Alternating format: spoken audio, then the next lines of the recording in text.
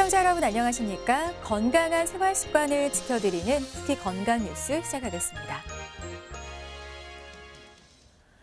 65세 이상 노인의 낙상 사고는 겨울철 주택에서 많이 발생하는 것으로 집계됐습니다.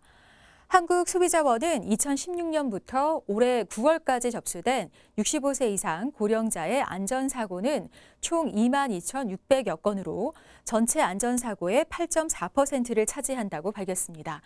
이 중 미끄러지거나 넘어져 일어난 낙상 사고가 56%로 가장 많았고 증상별로는 골절 빈도가 26%로 가장 높았습니다. 이 같은 사고는 실내 활동이 잦은 겨울철에 몰려 가장 큰 비율인 27%를 기록했으며 주택에서 발생한 사례가 무려 63%에 달했습니다. 폐경 이후 복부 비만을 갖고 있는 여성은 심혈관 질환 발생 위험이 더 높은 것으로 나타났습니다. 서울대병원 운영 서울보라매병원과 중앙대병원 순환기내과 공동연구팀이 관상동맥 질환이 의심된 55세 이상 여성 600여 명의 임상 데이터를 통해 비만 여부에 따른 심혈관 질환 발생 위험을 비교했는데요. 복부 비만이 없는 그룹에서 40%가량이 폐쇄성 관상동맥 질환을 진단받은 것에 비해 복부 비만이 있는 그룹에서는 이보다 15% 많은 55%에서 같은 질환이 확인됐습니다. 연구팀은 폐경기 여성은 관상동맥 질환 위험을 낮추기 위해 꾸준한 운동과 식습관 조절로 복부 비만을 예방하는 것이 중요하다고 강조했습니다. 전자담배를 사용한 경험이 있는 사람은 사용 경험이 없는 사람에 비해 우울증 위험이 2배가량 높다는 연구 결과가 나왔습니다. 중앙보훈병원 가정의학과 연구팀이 19세 이상 성인 5,700여 명을 대상으로 전자담배 사용 경험 여부와 우울감의 상관성을 분석해봤는데요. 우울 증상이 확인된 대상자 가운데 전자담배를 피운 비율은 15.6%로 우울 증상이 없는 그룹의 전자담배 경험 비율인 8.6%보다 약 2배 높았습니다. 연구팀은 우울 증상에 영향을 미칠 수 있는 여러 요인을 고려했을 때 전자담배 사용 경험이 있는 사람은 사용 경험이 없는 사람에 비해 우울 증상 보유 위험이 1.7배 높았다고 전했습니다. 질병관리본부는 겨울철 발생 빈도가 높아지는 저체온증이나 동상 같은 한랭 질환을 막기 위해서는 기온이 급격히 떨어지는 날 과음을 자제해야 한다고 당부했습니다. 질병관리본부가 응급실 감시체계로 확인한 바에 따르면 지난해 12월 1일부터 올해 2월 28일까지 나타난 한랭 질환자 수는 404명이었는데요. 65세 이상이 전체 환자의 44%를 차지하며 높은 비율을 보였고 기온이 급감하는 새벽과 아침에 40%의 환자가 발생했습니다. 질병관리본부는 특히 한랭 질환자의 34%가 음주 상태였던 것으로 파악됐다면서 술을 마시면 신체 열이 올랐다가 체온이 급격히 떨어지지만 추위를 인지하지 못해 위험할 수 있다고 설명했습니다. 평형 감각을 담당하는 귀 속 전정기관에 붙어있던 이석이 떨어져 나와 어지럼증을 유발하는 이석증. 이석증 진료 건수가 매년 증가세를 그리고 있습니다. 남성보다는 여성 환자가 2배 이상 많았습니다. 국민건강보험공단 조사 결과에 따르면 지난 2014년 30만 명이던 이석증 진료 환자는 지난해 37만 명으로 최근 5년간 연평균 4.8% 늘었습니다. 성별로는 여성 환자가 남성의 2.4배를 넘어섰는데요. 특히 중장년 여성 환자가 많아 50세 이상 여성의 경우 1.8%가 이석증 진료를 받은 것으로 나타났습니다. 국민건강보험 일산병원 이비인후과 측은 이석증 환자에서 골다공증이 자주 관찰된다는 보고가 있다며 고령과 여성에서 폐경기 후 호르몬 변화와 골밀도 감소로 인해 골다공증이 많이 발생하는 것과 관련이 있을 것이라고 추정했습니다.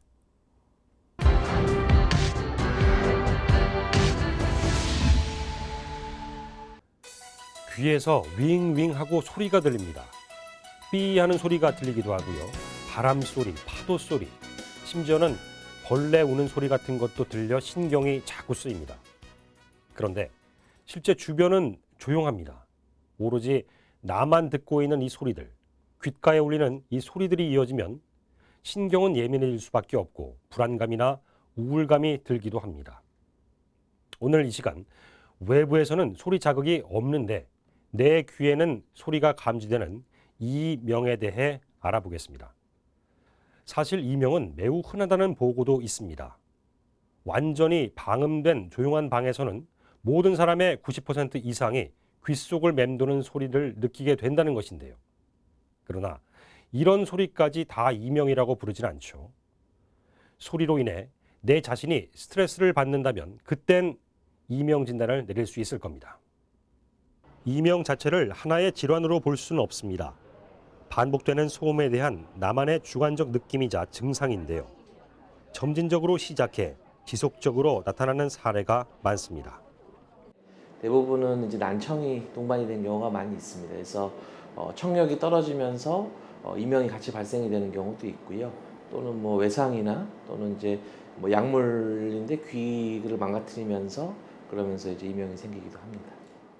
가능한 원인 질환으로는 돌발성 난청 또는 이제 소음성 난청 또는 노인성 난청 그리고 이제 이독성 약물을 쓴 경우에도 이명이 생길 수가 있습니다. 그리고 드물지만 청신경 종양이나 그리고 메니에르병, 중이염 이런 경우에도 이명을 느낄 수가 있고요. 하지만 이제 여러 가지 검사를 통해서도 특별히 원인이 나오지 않는 일종의 원인 불명이라고 하는 경우도 많이 있습니다. 환자들이 호소하는 이명 증상을 보면 단순한 음이 반복된다고 표현하는 빈도가 높은 편입니다. 이명은 특히 어떤 일에 신경을 쓰거나 피로가 쌓였을 때 발생하며 조용할 때 심해질 수 있습니다. 이 같은 상황은 65세 이상에서 더 자주 관찰되곤 하는데 이를 그저 나이 때문이라고 단정짓긴 어렵습니다. 성인의 경우에는 모든 연령대에서 대략 한 20%, 그러니까 이제 5명에 1명꼴로 이명을 느낀 적이 있다고 얘기를 하는데, 물론 이제 나이 드신 분들, 65세 이상 노인에서의 그 이명이 발생은 이제 증가를 하게 됩니다. 그래서 25%에서 30%까지 증가한다고 알려져 있는데, 그것은 나이 많으신 분들이 이명이 생기는 게 아니고, 통계적으로 분석을 해보니, 이제 난청이 같이 나이 드신 분들이 청력이 떨어지는데 그 청력이 떨어지는 것 때문에 이명이 생겨서 만약에 청력을 비슷한 정도로 맞춰주면 나이가 그 이명 발생에 영향을 미치지 않는 것으로 이제 분석이 되는 경우가 많이 있습니다. 주관적 증상 이명은 현재 상태에 대한 환자 본인의 설명이 중요합니다. 보다 정확하고 세밀한 진단을 위해 문진표나 설문지를 활용하기도 하는데 이는 치료에도 유용하게 적용됩니다. 어느 쪽, 어느 위치에서 증상이 나타나는지, 갑자기 발생했는지, 동반 증상은 없는지, 얼마나 오래됐고 또 어떤 종류의 소리가 나는지, 평소의 소음 노출이나 음주 빈도까지 상세히 알려주는 것이 좋습니다.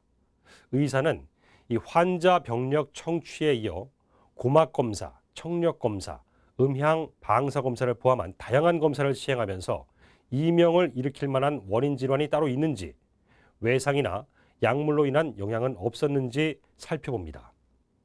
치료 과정에서는 신경 안정제, 항우울제 같은 약물을 복용해 이명의 악순환과 이명으로 인한 감정 기복을 다스립니다. 급성 이명, 즉 갑자기 이명이 발생한 경우 이를 진정시키는 데는 고막 안쪽에 스테로이드 약제를 직접 주사하는 방법도 효과적입니다. 또 소리에 대한 부담을 줄이기 위해 주기적으로 특정 소리를 듣게 하며 뇌를 훈련시키는 소리 치료와 청력 기능을 높여 스트레스를 줄이고 이명 감소 효과를 기대할 수 있는 보청기 활용도 권장됩니다. 급성 이명인 경우에는 고막 주사와 약물 치료를 잘 받으면 완치가 되는 경우가 한 30-40% 정도로 되는 걸로 알려져 있고요.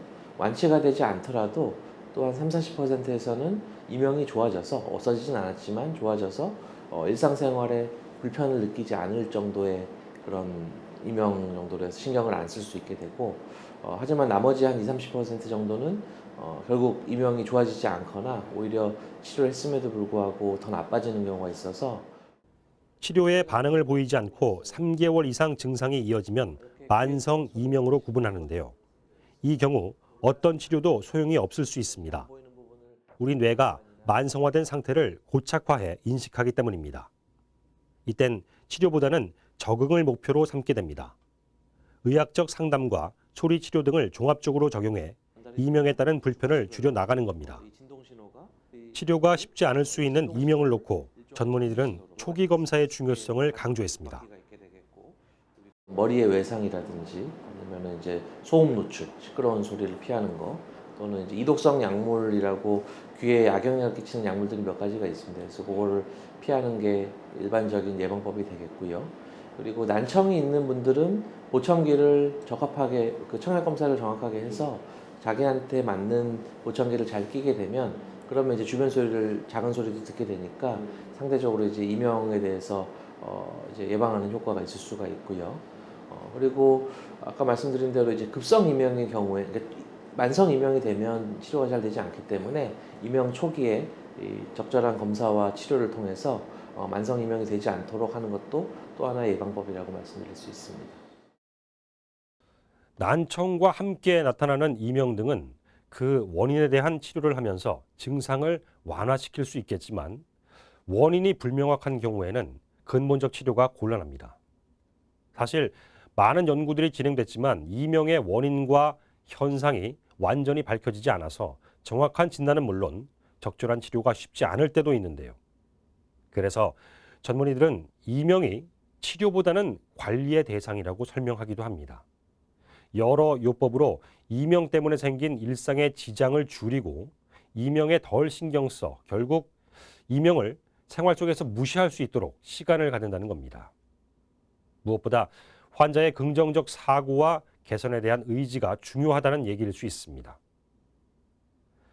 이번 취재를 하면서 이명을 유발하거나 치료에 방해가 되는 음식들도 전해 듣게 됐는데요. 유제품과 커피, 코코아, 어류, 조개류, 땅콩 등이 포함됐습니다. 흔히 복용하는 진통제 중 일부도 이명을 촉진할 수 있다고 하니 참고하시고 약사와 상의하시길 바랍니다.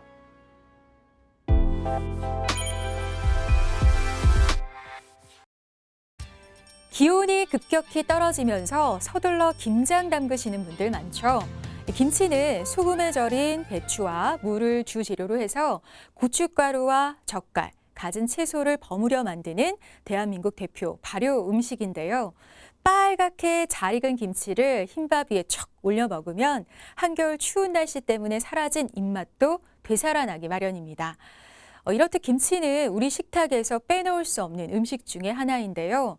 섬유질이 풍부하고 발효 과정에서 유산균이 발생해 치아 건강에도 도움이 된다고 합니다. 오늘은 김치가 치아 건강에 어떠한 영향을 주는지 알아보겠습니다. 김치는 기본이 되는 배추김치와 밥도둑, 총각무 김치, 아삭아삭한 무의 식감을 즐길 수 있는 깍두기, 쌉쌀한 맛이 일품인 갓김치 등 그 종류가 매우 다양한데요.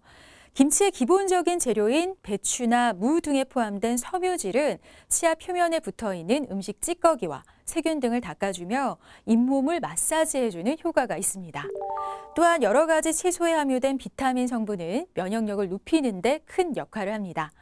김치 특유의 신맛은 침을 활성화시켜 입안의 당 성분을 희석하는 효과가 있는데요. 이 때문에 입안의 당분 농도가 낮아져 충치 예방에 도움이 됩니다. 김치가 발효되면서 생기는 젖산 성분은 장 건강을 개선한다고 알려져 있지만 치아와 잇몸 사이에 침입하는 세균을 억제해 구강 건강에도 도움이 되는데요. 유산균은 치아를 둘러싼 에나멜을 파괴하는 산을 중화시키는 역할을 해줍니다. 또한 구취를 유발하는 세균을 억제해 입냄새까지 줄여주는 효과가 있습니다. 특히 김치에서 추출된 식물성 유산균인 락토바실러스균은 구강 내 세균 정화에 긍정적인 영향을 주는데요. 2015년 중국 양밍대학교 생화학과 분자생물학 연구팀의 조사 결과에 따르면 락토바실러스균이 충치의 원인인 스트랩토코커스 뮤탄스균의 증식을 감소시켜서 충치 예방에 도움을 주는 것으로 나타났습니다. 보통 한국인은 스스로 유산균을 충분히 섭취한다고 생각을 하죠. 김치를 비롯해서 밥상에 발효 음식이 많기 때문인데요. 하지만 발효 기간이나 먹는 방법에 따라서 유산균을 잘못 섭취하는 경우가 있습니다. 김치는 숙성 정도에 따라 유산균의 수가 달라지는데요. 김치 속 유산균은 2에서 7도의 온도에서 활발히 증가하는데 담근 지 50일 정도 된 김치에 가장 많은 유산균이 있습니다. 갓 담근 김치는 그램당 유산균이 약 10,000마리 정도이며 40에서 50일이 지나면 약 1억 마리로 증가해 그 이후로는 유산균이 급격히 줄어드는데요. 식품의약품안전처에서 권장하는 유산균의 일일 섭취량은 1에서 100억 마리로 50일 숙성된 김치를 100g씩 꾸준히 섭취하면 좋습니다. 또한 유산균의 효과를 몸속에 오래 지속하기 위해서는 식이섬유를 같이 먹어주는 게 좋은데요. 과일, 채소류 등 식이섬유가 풍부한 음식은 치아 표면의 플라크를 제거하는 역할뿐 아니라 몸속 유익균의 증식을 도와 치아 질환 예방에 많은 도움이 된다고 합니다.